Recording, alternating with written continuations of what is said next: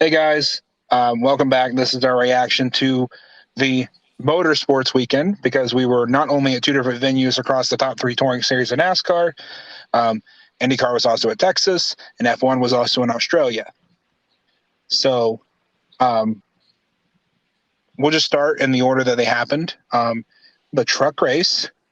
Oh no, the Xfinity race was first. We missed the Xfinity race, but I did catch the last 30 or so laps, about the time that Clements stalled out on pit road.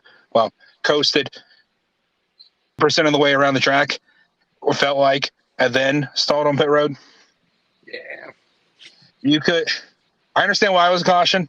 I'm glad they didn't let the crews go out there and move him, but the little part of my brain is just like, why couldn't they have done that? I'm like, I get why they couldn't have done it. But also they could have just closed pit road and let it keep going. But there's no precedent for that. That doesn't make any logical sense. Manifesting something that'll never happen. Anyway, looked like Josh Berry was going to win that race, which would have made Billy win yet another race this weekend. Yeah. Well, at the time, it would have been the first, but yeah, I didn't have a great weekend. But yeah, you were. I mean, we both picked really good picks. Yeah. We had good picks. No, I don't. Outside of getting wrecked, I don't think any of our picks finished outside the top 10 all weekend. Well, George Russell caught on fire, but we'll get to that in a minute. But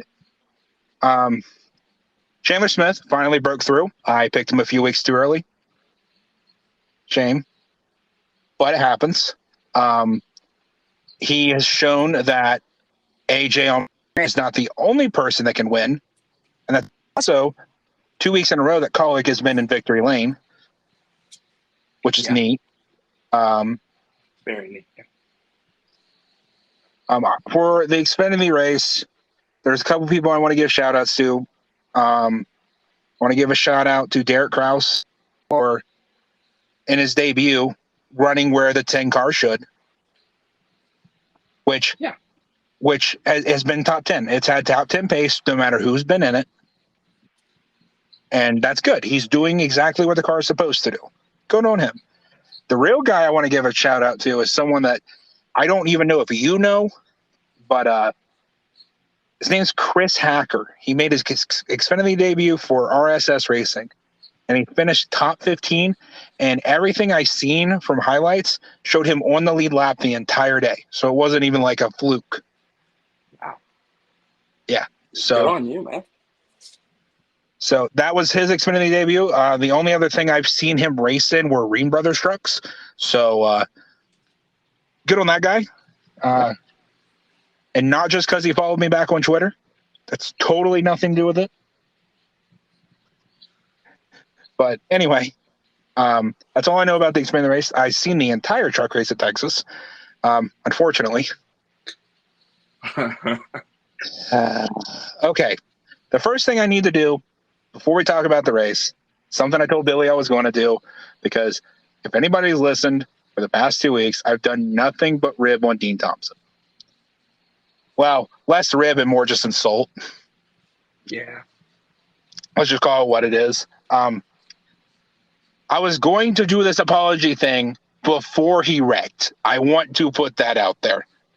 I'm glad he's okay. I'm sorry that the GT, the Glory to God truck, doesn't know what brakes are. That was an awful wreck. They were in 3 and 4 when it started. Why they didn't just go down pit road when they're already at the back of the pack anyway, whatever. I'm just glad he's okay. He had to go to the hospital for more evaluation. But before that, before he got shuffled out, which got him sort of in that situation where he got turned, he was running top 5 all day. He was, yeah. Which, yeah. Well, no, actually, he had to qualify. So he had to put a lap out because they're the only NASCAR series this weekend that had qualifying. So he had to put a lap out. And, yeah, without live pit stops, track position was key, obviously. But he kept it up there all day until he got shuffled out on a restart. So props to him. He's in the top 30 in points. I just wanted to apologize because it seems that with a little bit better luck, he does seem to have pace. Yeah, absolutely. Even though 2/3 of the Tricon garage were the cause of like 2 of the last 3 cautions. I digress. While he had luck, he showed that he had speed. So that's good. I don't know how he's going to make the playoffs at this point, but good for him. So anyway, the race that was scheduled for 167 laps ran 172, and Nick Sanchez led 168 of them. Yeah, he dominated. Which, to be fair, he's in a KBM truck, no matter if it says Rev Racing on the side or not. So, grain of salt. But it proved that KBM trucks are still KBM trucks, which I knew. I think most people knew. Some people just want to say, oh, no, he's not going to get the Toyota money anymore. He's still got the same fab guys. Like Tricon had to bring in new people. Kyle kept all his guys. Yeah. So, shout out to Sanchez. He's, as a rookie in this series, has almost won 2 races so far. So good on him. 2 races in 3 weeks. He was either battling for the lead or had the lead coming to the white. If you guys saw the end of the truck race, you know what happened. But Billy who was a lap down at one point. He definitely was. He got the lucky dog. He made a charge up in the last few cautions. And my boy Zane Smith started like 19th, 20th, something out there. And I really thought he was going to get Sanchez there at the end. He had him on the high side. Texas actually had 2 lanes this weekend, which was something. Thanks, IndyCar. But that's true. That's the only reason. They had a practice for a reason. But anyway, we'll get there in a second. Wow. But anyway, they were coming around to the white, and Sanchez was trying to side draft him, and Sanchez is very much a rookie, and you could tell it right there. He got too much of that side draft. He got a run. He almost put Zane into the wall, but thought better of it, pulled down to try to get away from him, which, yeah, that's the respectable thing to do. But he probably should have just walled him, brought out a caution to win, because what happened next, which is not anyone's fault. If anyone's fault, it's Sanchez's for the move he was trying to make, but it's a racing deal. Exactly. But basically, Sanchez moved down to try to get away from Zane to keep from putting him in the wall, got loose, got sideways, went through the edge of the grass, almost had it saved, sort of. He was still like nearly sideways. But then Hocevar just didn't lift, which, to his credit, it's the white flag. You don't lift. Right. If you lift, you get wrecked by the guy behind you, and then you still get blamed for it. Right. And it's just, stop blaming people. It's a lose-lose. There's nobody to blame here. Yeah. It's a racing deal. It happens. But he helped Sanchez finish getting turned around. He took out Zane on his way up to the wall, and he walked that wall. Like, he whopped it. Like, I'm glad he's okay, because that was massive. Shame that such a fast truck got ruined, but more importantly, he's okay. That's more important than the truck will ever be. Yeah. Hocevar, after a year and a half of both the worst luck and worst decision-making some of the worst decision-making that I've seen in recent years, is what it is. Everyone can see what it is. Everyone knows what he did and what he didn't do. Between IRP and bringing the caution out of Dega, then before that, getting in that wreck at St. Louis and then busting his leg, and then coming back and getting the pole at Sonoma and wrecking the truck at the same time, and blowing a motor at Knoxville. You know, he's lost about every way you could, but he's also done about everything to deserve those losses. Right. 100%, yeah. But finally got one. Finally got one. Fine. He wasn't spectacular all day. He slowly worked his way up, and he was in the right place at the right time, and the luck finally shined his way. Finally.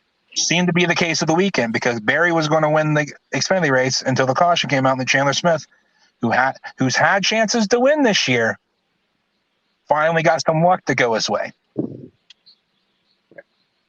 So with that, we'll talk about the only race that doesn't fit this mold. It was the only race that didn't happen stateside. Let's talk about the F1 race in Australia. And I'll let Billy lead off on this one. Chaos. That's all I can say about it. I mean, from the lights out, chaos. Yeah, no one jumped the start this week. So good job, guys. Good job, Fred. It was an utter chaos start. It was like a 2021 F1 race for a minute. Yeah. George and Hamilton got off to the lead, and Verstappen got sent through the gravel. And of course, he wasn't very happy about it, which, yeah, I get it. He'd about made his way back. Was that when the first safety car happened? What's that? Verstappen had almost made it, had just passed Hamilton when the first safety car came out, right? Or were they just they were just starting pit stops. Hamilton had just passed Verstappen. Is that what? Yeah, because George Russell got out front first. Yeah, but I thought Verstappen had caught back and was starting to pass him as pit stop started. It's possible. That's possible. That's what happened, that was a long day. We had night one of Wrestlemania in there. On top of, well, I didn't see much of Xfinity, but basically 2 races and then 4 hours of wrestling. Really good wrestling. But anyway, George got screwed on pit strategy because they threw a red during the safety car on the track. And under a red car, unlike NASCAR, a red flag, sorry. Unlike NASCAR, they can change tires and work on the car. So all the leaders got to change, which in theory to the end. So instead of cycling back to the lead, Russell came out like 7th. And then his car caught on fire like a handful of laps later. Yeah, it was it. Oh, yeah, it wasn't very long after that he caught on fire. Yeah, and then I gave up. Yeah, I went to sleep. It was late. It was at that point, and they put out a VSC, and I was like, yeah, okay, Max is going to win. I'm over it. There was some chaos at the end, including another standing start and a nullified lap. So I don't know. It was just chaos. Absolutely. Verstappen came home with the win, so Billy wins again. That's 2. Yeah, that's 2 out of the 3. I don't know. That was one of the ones you want to rewatch if you're an F1 fan and you don't like the boring races. You didn't get a chance to watch Australia because how late it was on. That's definitely a Grand Prix that you should try to watch. Definitely. So kudos to Max on winning. Hamilton with his first podium of the year. That makes 17 straight years that he's had a podium, I think. That's insane. Yeah. Alonso, 3rd place again. Good job, Fred. George Russell caught on fire. Yeah. No. Okay. Now, let's talk about the best Texas race I've seen in like the last decade. Absolutely agree on that. Oh, yeah. my God. That Indy race was fantastic. Start to finish. Good. Like, so I found I was watching on my phone, and I know I could have got on the Peacock app and just watched it because, you know, I pay for Peacock. But I wanted to be able to, like, talk to people during the race and still watch it. So I was hopping between Twitch streams as they got taken down. Just, for the hell of it. I ended up on like a Spanish speaking broadcast, and it was dope. They were cool as hell, but it was like it's just a Spanish broadcast of the IndyCar race, but it was cool. The race started out. I don't know. The race was just a barn burner. I don't know what to talk about it. Like it was just really good. I mean, like I picked Scott Dixon because he won there, I think last year. Right. I think. I don't know. I can't. My memory's a goldfish, dude. I picked Scott Dixon. You picked Pato, and I should have picked Joseph Newgarden. Sorry, I should have picked, obviously, but right. That's easy to say now. But to my little theme of luck finally going people's way, the race stretched out in the middle segment there before we had a couple quick cautions that kind of nullified most of the strategy and put everyone on the same strategy for the most part. We got stretched out to the point that there was only 2 cars in the lead lap. I saw during a single fuel run. Pato had a rocket. Yeah, he did. A rocket. Once they told him he didn't have the fuel save, gone. The only person left on the lead lap besides Newgarden, and then they had a caution came out, and without that caution, Newgarden was never ever going to catch him. I think at the time of caution, they had just for green flag cycles, and he was like 7 seconds behind him. Yeah, but Pato was about to take off again. He was. So with a rash of cautions, ended up coming down to a 6-lap shootout. That sounds about right. Yeah. Yeah, and mostly everyone was on the same tires or close enough to the same tires. And they went at it. They went through the whole last 30 laps. They just dog fought, just barn burner type. I've said that 4 times now, but that's really what it was. Yeah. It really was. Yeah. It's so good. Coming to 2 to go. Yeah, because it was 2 to go, coming on the backstretch to 1 to go. Grosjean was trying to pass on Malukas, and he just lost it. Yeah. He just lost it. I don't know. He got air loose. The tires just gave up, and he tried to not take Malukas with him. But he ended up only dropping down to 9th because no one was on the lead lap hardly. Right, yeah. So he really didn't lose that much. He lost about 4 positions to a race car, which is never good. But you don't want to do that. But I want to say props to him. He showed speed, both at St. Petersburg, obviously, before the wall. And now, again, before the wall. Yeah, But Grosjean showing speed on an oval is incredible. It is. It's very, very good for him. Especially Texas. Right. I can understand Gateway a little bit more because, it's lower speed. Yeah. He wrecked, and Newgarden was ahead, and Newgarden won as the race finished under caution at its scheduled distance. Yeah. How about that? That's incredible. I've never seen that. No, I'm not even going to make the joke. We all know that most of us aren't huge fans of unlimited overtime stuff, but I'm glad that Newgarden had some luck go his way. I feel bad for Pato because he literally had a rocket. Yeah, he did. But it happens. 2 runner-ups to start the year makes him the points leader. And it shows that he's got speed on road courses and ovals, and he's going to be a force for Arrow McLaren this year. The side of McLaren that Even though I know it's still attached to Zach Brown, I can still root for. Yeah, that makes sense. I still pull for Lando. I'm not going to lie. Just a little bit. I like Lando. He's cool. I just don't like Zach Brown. But anyway.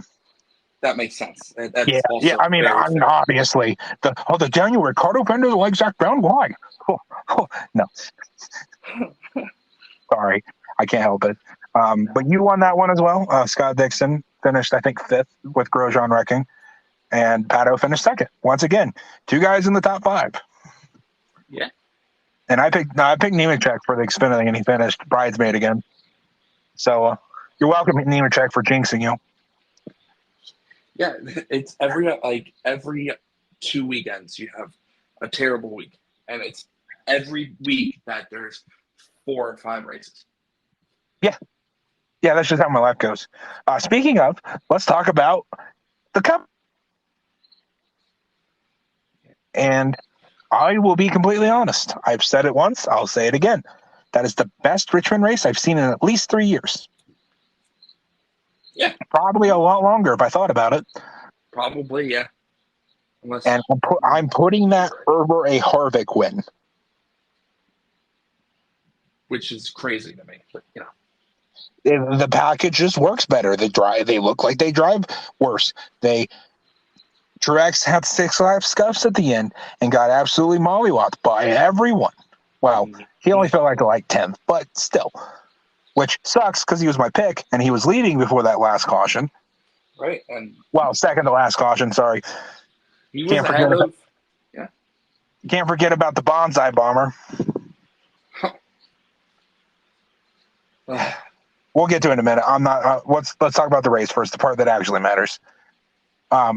We had differing strategy all day. Some people tried to split up the stages evenly. Other people tried to do more pit stops and make up time that way. Danny Hamlin won a stage that way. Truex got up to the front that way, but he was down a set of tires at the end because of it, and it cost him. Bubba Wallace was about to crack the top 10 before one of his team members, not with a helmet on, for the pit crew, were trying to grab a tire and fell over the pit wall. Why does he have the worst luck? Why does he have the worst luck? As bad as that is, Bubba did nothing wrong. He didn't make a mistake like last week. He barely even made a mistake last week. I mean, I watched his interview from the beginning of this week where he talked about it, and he said that he turned hard to avoid the one, and it loaded down the right rear, which locked it up because of how low they ride. Gotcha. Okay. And that's what sent him into the corner sideways in the Larson. Huh. So if that's true and you take him at his word, which I'm not going to go and comb through clips to try to figure out if that's true. I'm just going to take him at his word because he's got no reason to lie. That would explain exactly what happened to Larson at the Indy Road Course last year. Yeah, that would 100%. Yeah. If the car, it makes sense because you see how low they run. They're on the rub blocks basically. So it makes sense if you swung the weight of that car, especially with the fuel cell being in the back, and put all that load on one side, it could lock up that tire as it gets caught up in everything because of how sturdy the body is. Right. Yeah, exactly. So that was neat. It wasn't neat that it happened, but it was neat to hear actual reasoning behind it instead of Hendrick just being like, yeah, nothing happened. Brakes were fine. Yeah. I appreciate a little bit of transparency, which they don't owe us it, but I do appreciate it. Exactly. But anyway, he ended up a lap down because of it, which sucks. But he was 2 weeks in a row. He had speed in places he usually doesn't have speed. That makes me feel really good about him going into the summer. Right. To places where he definitely has speed.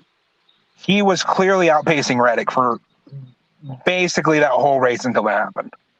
Because Reddick started up front because of the no qualifying. And he fell like a rock. which I don't know if Reg's historically just not good at Richmond or what. I don't know. It's like, I don't know. But speaking of historically bad at Richmond, how about Ryan Blaney's day? Yeah. How about it? The dude finally figures out how to run Richmond after like 5 years of just being ass cheeks at it. Yeah. And so bad. His pit crew leaves the wrench in the back window. Two of them try to dive at it, and they both miss. And not only does he have to come back down pit road, he gets a speeding penalty when he comes back down pit road. Which that one was his fault. But like, come on. Can you have worse luck? I mean, bubble luck. But, I know, but like, this has been Ryan Blaney's last like year and a half. It really has, though. Even when he won the All-Star race, he basically had to race the last restart without a window net. Yeah. Like, okay, whatever. Larson Hendrick's domination continues. Yeah, Hendrick domination continues. They're fast everywhere. That 5 and 24 right there. Bowman hung out around 4th to 6th all day, which okay. Yeah, I mean, he's got pace. He's got pace. He has less reps because he missed like 2 months. Was it 2 months? Was it? It was like 8 weeks. Yeah. Yeah, he just came back for the finale. That's right. Yeah, because okay. Yeah, it was almost 2 months. But anyway, I know they simulate and stuff for all of them. So, yeah, okay. Shout out to Josh Berry, man. I know. I legit took it NASCAR.com fantasy because he was running like 32nd last car on the wheel lap at the end of stage 1. Because I was like, oh, okay, no. And he finished 2nd. Yeah, he got lucky. He got the luck. He definitely got a lucky break. So did Laura. Well, he stayed on that. He stayed out on that last string of pit stops. Him, the 34 McDowell, and the 38 of Gilliland all stayed out in the last round, trying to catch caution. Well, Noah Gragson decided to be a peach, and they gave everyone caution. So, okay. That re-racked them, and that put those guys up front, and they stayed up there. Todd Gilliland got his 3rd top 15 in a row. Good for him. Yeah. Hey, you got it. He's doing what he has to try to keep that ride. I don't know if it's going to work, but that's what he's trying to do. If nothing else, he's shown that he's got the skills for another team. Yeah, he's got it. He clearly is getting the most out of that 38 car, and that's all that he can really be asked of. Yeah, they are outrunning. Well, I can't say they're outrunning JTG because Stenhouse had top 10 pace until they blew a brake line. Right. So yeah, that poor mac and cheese car. I wanted to see it run top 10 all day, but anyway, so shout out to both the FRM guys. Shout out to Barry. Insanely good. I don't know. I felt like for like a second there, he was lapping faster than Larson for like 2 laps there. If you watch the last restart, he was. Yeah. And then very clearly, either someone told him to back off or he realized he was catching. He was like, oh, wait, I don't need to win. It's fine. So Barry runs top 3 for both races of the weekend at Richmond. I think I need to do it. I think it's time. I think it's time to let him have it just a little bit. Go for it. So I want to say that I have been critical of Ross Chastain on here. biased, critical. Yeah. biased criticism for an incident where he made no contact and an incident where he didn't work with one of my favorite drivers when he said he would. With that said, he did nothing wrong this weekend. Not one thing did he do wrong. And yeah, one right doesn't wash away all the wrongs. Exactly. Yeah. I'm not saying that. But what I'm saying is, on the second to last restart, he made a dive move on Bell because Bell didn't protect the bottom, or Bell spun his tires, or I don't know what. And Bell either got told he was down there late, which I kind of believe, but also I think he just spun his tires and got caught lacking and won't admit that because, pride thing. But he acted like Ross was in his door when Ross gave him plenty of room into the corner. And he went high into Byron, and he took Byron out, and he damaged Harvick's car too. Maybe not significantly, but he made contact with him. Right. Definitely. And after the race, they interviewed him, and he said, I don't want to misquote, but it's along the lines of, he called Chastain a bonsai bomber, a wrecking ball, said, oh, he did nothing wrong, but that's just his MO. So he said all those things, maybe not at the same time, but he said all of them. Right. And then after the race, he went on Twitter and apologized to Byron.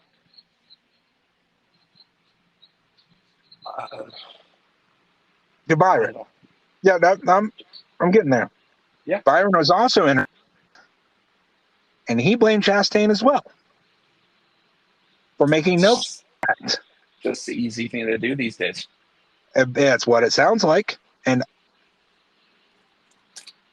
Ross was asked about it, and he said the same thing he said the whole time. None have come and talked to me about it. So that tells me, and someone can correct me if I'm wrong, that the garage is soft. Sure someone will. The garage has gotten soft. They have. And with Harvick leaving, it's apparently only going to get softer because, don't fight someone every time something happens. I'm not saying that.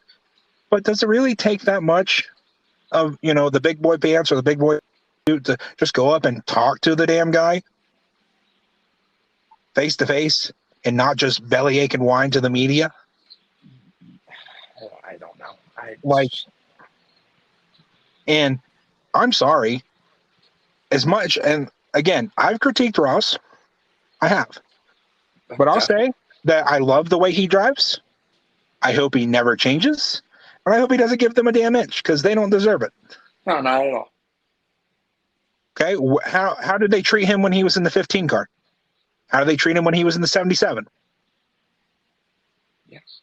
How did they treat him when he got his first opportunities with Colleague and Ganassi? Oh, right. They treated him like shit, and they said he was in the way and a nuisance, and that was never going to amount to anything. Oh, you know who said that one? Harvick, my favorite driver, said that Ross Chastain was never going to amount to anything the way he was driving. Well, now Chastain's in one of the top rides in the series, and he earned every bit of it. He's definitely earned it. And the fact that I'll call out my own driver for it should be pretty telling about how I feel about it. Which I'll call out my favorite driver anyway. You know that, but that's not the point. Right. And if you're not willing to do that, then well, yeah, that too. Too far gone. But Ross doesn't owe them anything. And nothing.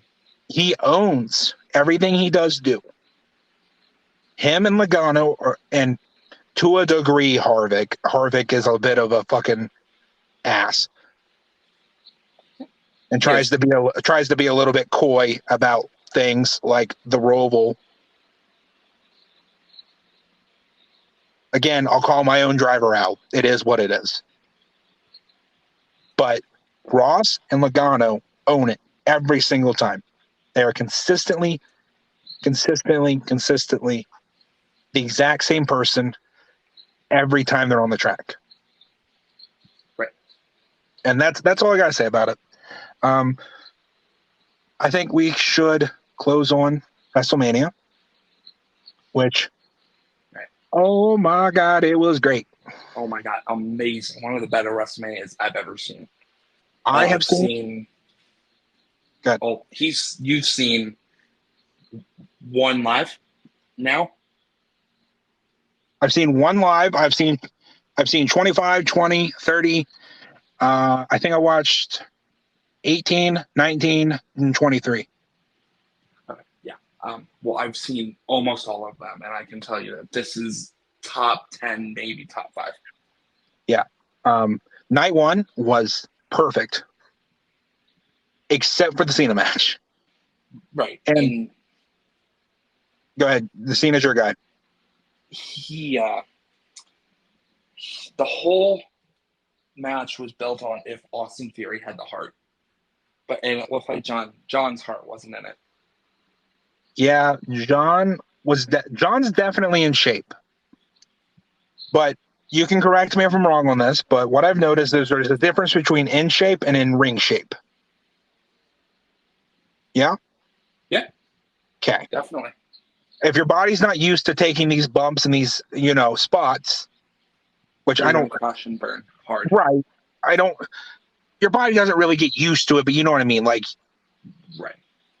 It does get used to taking big bumps, but like the small stuff and like, the chops and the punches and stuff, you can get a bit used to, especially if you're doing it every week. But John isn't doing this every week. And it shows. And my problem with that match was not Theory. I still don't care about Theory. Don't get me wrong. I'm still firm on that train of I don't care about Theory. But Theory looked way better in that match than Cena did. He definitely, yeah, absolutely. Even with the low blow, which makes sense. See, Theory's still got to be a heel. Can't possibly have a heel pin someone cleanly. Right. But it is what it is. It was fun. Hey, we're not there yet. We're at WrestleMania. It's close enough. I mean, yeah, that's fair. But night one, other than that, I mean, not really much to talk everything about. else was. Right. I think the men's fatal 4-way tag had some great spots. Had a big spot, and everyone got paid. Definitely, and they earned it.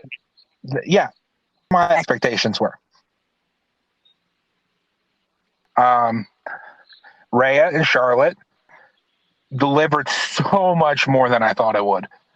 Yeah, holy crap! Definitely. What would have been the match of the weekend if not for on night 2 happened. The Ray Dom match was perfect. It was very. I don't think that could have been booked better. Dom coming in the correct man, perfect. Ray coming out in a lowrider with Snoop Dogg. Come on. It was freaking awesome. Yeah. The only thing that I'm a masochist, so you can disagree with me here. If Dom had came out to Latino Heat, I think the place might have burned down. Honestly, it's possible. I mean, I think the pub would have brought the house down. If that corrections man opened up and the Latino Heat in, man. Right. Anyway, that's the only thing I would have changed, but I'm a masochist, so it was fine. It doesn't need it. But that was great. Was there any other matches that I'm missing? I know I'm missing one, aren't I? I mean, the main event of night one was. Well, yeah, but am I missing any more of the card other than that? I mean, Seth and Logan did exactly. Oh yeah, that was whatever. Not in a bad way. It was very, very good. I just do not care about Logan Paul. And Seth's cool. That's it. Seth's cool. Yeah. But it was a good match. It clearly isn't the one I'm going to remember, but it was good. That was some good spots. KSI getting put through the table was pretty cool. But Awesome. Yeah. Main event night 1. If there was any better story on night 1 than Ray versus Dom, it's the main event. That was incredible. Oh, it was so good. It deserved the main event. I mean, yep. And yeah, Sammy and KO did the thing. They joined up and they got the tag titles. Hell yeah. Like, I can't wait for the Street Profits to challenge them for it next month and lose. And then the Street Profits to break up so Montez can get his singles push. Yeah. But, you know, you can't just still have the tag team and have someone do a singles push. You got to break up the tag team. Right. Anyway, let's go into night 2, which started with Brock and Omos, which I was a little too rough with my prediction of why. It was actually worth the 10 minutes that it lasted. I'm not gonna say it was good or great or anything, but like it was cool. Like, had some good spots. Yeah, cool. That was the longest I've ever seen Omos fight, and yeah, he actually looks pretty good for a big guy like that. Brock. The match was just under 5 minutes itself. So, well, I mean, intros and everything. They were there for like 12, 13 minutes or something. Like, I expected it to be over in less than 5 altogether. Which it was. So, I mean, they still. I meant 5, including like ring entrances. Oh, okay, yeah. yeah. Well, when Omos is walking into the ring, I feel like you can't really. Yeah, it was cool. Yeah. The women's fatal 4-way was no. That match didn't happen. I don't know what you're talking about. Shotzi and Natalya won. I mean, Ronda literally did nothing for like 90% of the match, and Shayna somehow still had a wardrobe malfunction. I think she got hurt, actually. Well, I mean, like, her boot got ripped. Oh, okay. Well, yeah, they're both wrestling hurt. That's why they weren't doing much in the match. But Shotzi looked great, which made me happy because I love Shotzi. Natalya with the double sharpshooter was fucking awesome. It was, yeah. Yeah, I mean, everything but the ending was pretty good. It had some good. Again, it was like the men's. It had a good big spot with a double sharpshooter, and then then instead of a good finish, it had never finish. Right, but it was an understandable finish. Yeah, I get how it was booked. Yeah, none of them were real tag teams except for those two. And yeah, Shayna's still getting the push with Ronda as her mentor. Yeah, I get it. Doesn't mean I'm a fan of it, but I get it. Right. I'm proud that you got them right this time. I still don't. I next to each other. I can't tell you, but I know both their names. I know that Shayna was the one. I know that Shayna was the one with the boot that fell apart because they said so. That's when I could tell for sure who was who. I'll be completely honest. But I was also watching on my. So that's my excuse, at least. But the Asuka Bianca match was way better than I thought it'd be. Yeah. It was really good. I get with how little build it was why Bianca retained. I don't really. She's cool. I thought that was the best match I've seen her in. Yeah. Asuka Asuka clearly pushed her to her limits. I wish Asuka could have got the mist off, even if she still lost. Yeah, but the mist is supposed to blind you, so I mean. Hey, I just think that Bianca powering through the mist even still would have been like a better finish than what we got, which we still got a decent finish. Don't get me wrong. No complaints about the match. It was fine.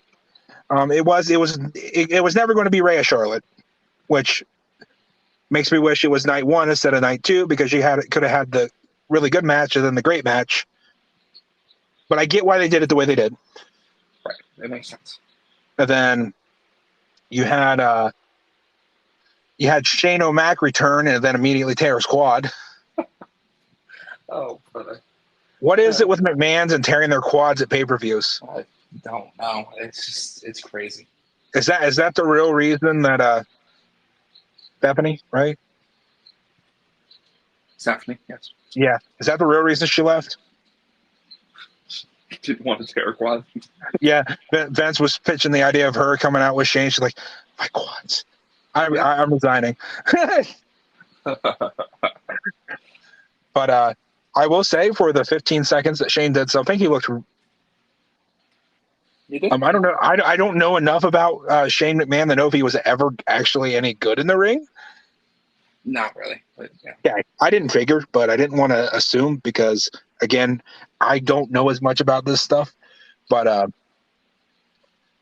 mean, Snoop Dogg saved the spot. Good on him for taking the initiative to check on Shane and to finish the spot that got cut short, unfortunately. I always enjoy the Miz getting the crap beat out of him. That's cool. Yeah. I would have. For me, I would have rather LA Knight come out than Shane McMahon, but what are you going to do? I agree, definitely, but it's what it is. I don't care. At the end of the day, honestly, it was fine. Then we had Hell in a Cell, which was, Finn got hurt, so yeah, Finn got hurt, and apparently they had to put numbing gel in his head and staple it. Yeah, which is insane that he was even able to finish it. So yeah, they didn't get to do everything they wanted to do, which sucks because it was looking to be the match of the weekend.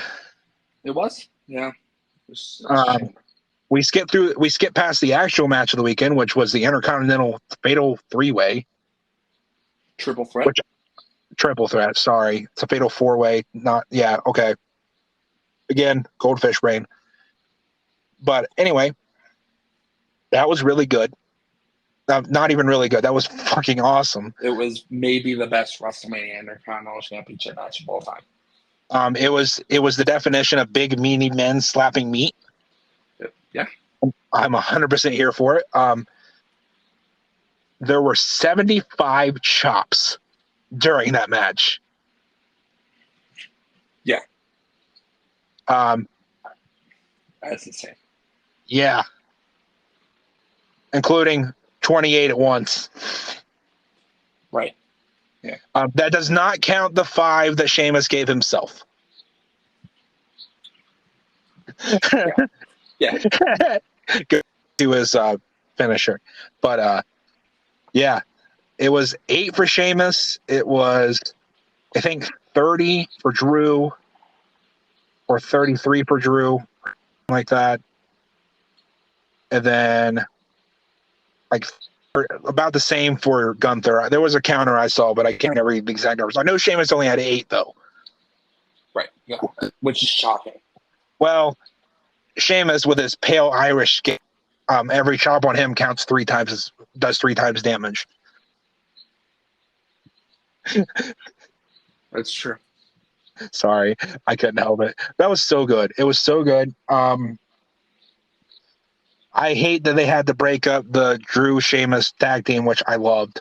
I thought that was awesome. I agree. Yeah. So glad Gunther retained. The only other outcome I would have been happy with was if Sheamus won. No offense to Drew, just I wanted Sheamus to get his Grand Slam. Which is totally fair. Yeah, that just would have been cool for his career because you never know how much longer he's going to actually wrestle. Yeah. But yeah, that was cool. I think is that everything but the main event? Yes, that's everything. All right. If you're listening to this point, you already know how the main event went. And I've had a day. It's been almost a full day now, and I've had to dwell on this. And I realize The finish made sense. The finish made sense. Yeah. Does that make me happy with it? No, but not because Cody lost. Because Roman didn't lose. For two reasons here. One, you can't bring over the guy that helped start your main competitor and put him over in his first pay-per-view. Like his first pay-per-view main event for the title. Right. Especially when it's both your big titles. Exactly. Two, there's someone else on the roster that is more fitting for this. Even if Cody ends up getting a buffer later and beating Roman anyway, which could happen. Which is probably what's going to happen. Just drag it out a little bit. Well, I think if Cody gets a rematch, it's going to be after Roman loses the titles. That makes sense. Yeah. That's what I think, because I can see. Well, personally, at the moment, obviously they have a little bit to build this up, because he's at least going to hold the title for 1,000 days. Because the Saudi pay-per-view is on the 27th of May, and that will be exactly 1,000 days. Yeah. So I could see him dropping it there to Jay. That is my current, little bit harebrained day later analysis, is that they want to end it the same way they started it. I think tonight on Raw, Roman's going to berate the Usos for losing the tag titles, and then it's going to turn Jay against him finally. Which is starting soon, so. Well, it looked like it was already starting, and then they cock-teased us out of it like they did the finish, which, again, I get. I am still not the biggest fan of it. Don't get me wrong. But I do understand it. I'm okay with it. I've accepted it. Roman Reigns is still the undisputed champion. He's the face of the company right now. Whether it's earned or it's because they want to push him like they did Triple H forever. Whatever. I am cool with it. I think it was the right decision coming from a place of non-emotion like I was last night. I still believe it was bad booking, but I understand why they did it that way.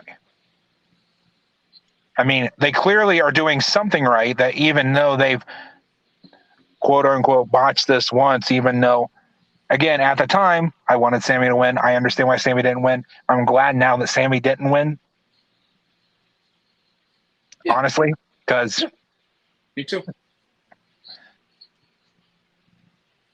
I'm fine with it. And I think I'm getting there a lot quicker with Cody because, honestly, I think I just wanted Cody because I wanted someone to beat Roman. Yeah. And I don't mean that as anything bad against Cody. He wrestles really well. He is one of the top guys. But I don't think he's that guy yet. Yeah, that makes sense. And again, you can't put on one of the guys from your biggest competitor coming back in his first main event pay-per-view. Like, yeah. You just can't. I get it. I'm not totally happy about it because I'm still not a big fan of Roman. I really like the character Roman is playing right now. I think it's cool. I think it's dope. Roman not being able to win without everyone's help and everything going right exactly for him is perfect, because as soon as he makes them turn on him, he's done. Absolutely. Yeah. And again, it's sports entertainment. You could see how shaken he was by the end of that. Yeah. And, he put on his phone. I don't know if it was a forced faux roo rah rah or if it was just him and Carrie doing the faux roo rah rah. at the end, which I don't know if it makes sense, but you know, the fake Moxie shit. Yeah. Which It makes sense. Either way, having had a day to chill the fuck out about it, not be a salty bitch, because I'll call myself out too. I was very salty about it. I was there with you. Having a day to sit on it and think about it, cool. And yeah, I know it wasn't because of the merger that was announced today with Endeavor, who owns UFC. Cool. It is what it is.